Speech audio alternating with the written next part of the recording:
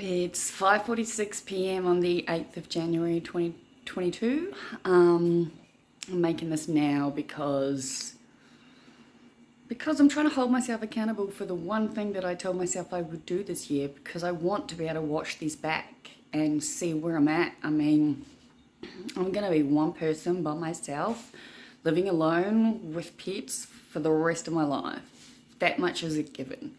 I was even talking to my friend about it today, and even I said to him, I'm like, even if I didn't love Mr. X the way that I do and feel like I am doing wrong by the next person, but I've got so much baggage, like so much baggage. I'm the first person to admit all my problems.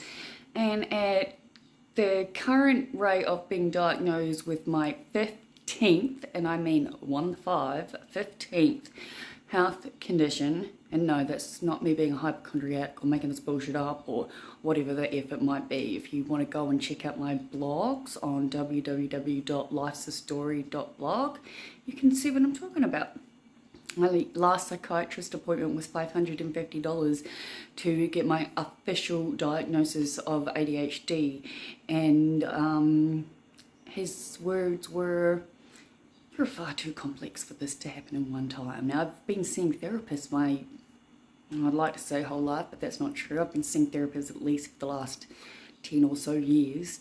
I've already got borderline and bipolar and dissociative and anxiety and depression, and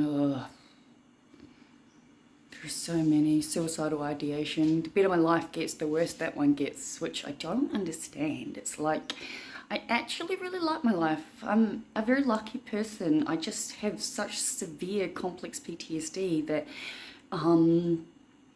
something's been brought up. It's the only thing I can come to mind, is that something's coming up. I'm praying to every angel, universe, whatever's out there, that it's being brought up to be released. But every single time something happens that makes me feel like I'm at fault or being blamed for something, it's like I'm automatically going back in my mind. And it's not the first time it's happened yesterday. It's been happening quite a bit.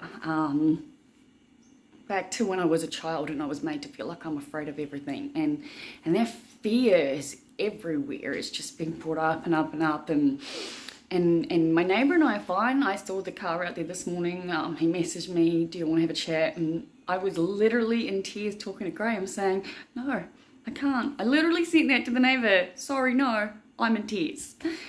Then I followed up with, maybe another time, but, I'm really, really sorry for what happened yesterday.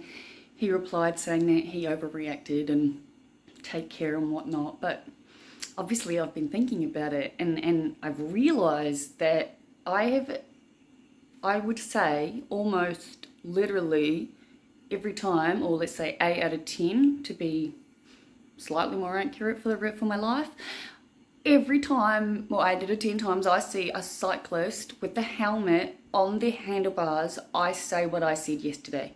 I've been saying it for as long as I can remember. In fact, I don't feel even a little bit bad for telling a cyclist to put their helmet on. Not one. I have met many people throughout my life, and one of them was a poor man who was in an accident, and the only reason he's even alive is because of his helmet. And I would go into that in more detail, but that's something I'd write about and not my story. But the point is, I don't feel bad for what I said. But it did make me obviously realise I have to pay more attention to my surroundings and possible outcomes and possible consequences that I may not have thought of. This book, obviously, that I'm reading has got me entranced. It's clearly apparent that my system 1 takes over almost always, which is the intuitive, fast thinking, fast reacting part of me. I don't even know anymore.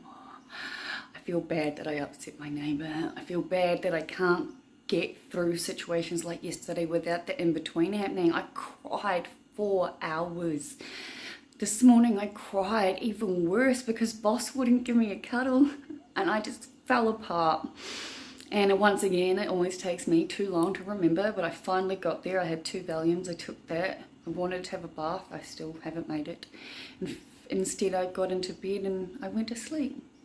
And that was at like 1 o'clock it was. I woke up at 5. I've just finished cooking dinner. And that is where I'm at. And yeah, for any of you that follow my blog and have seen my name on my wall, it's a given that I use an alias. Everyone uses an alias. When I am ready to actually come out with who I truly am, I will change my name on my blog. But until then, I'm writing under the name my niece and nephew call me, which is Libby. Hope everyone out there is having a good day. And if you're not, you're doing the best you can, because honestly, that's all we can do.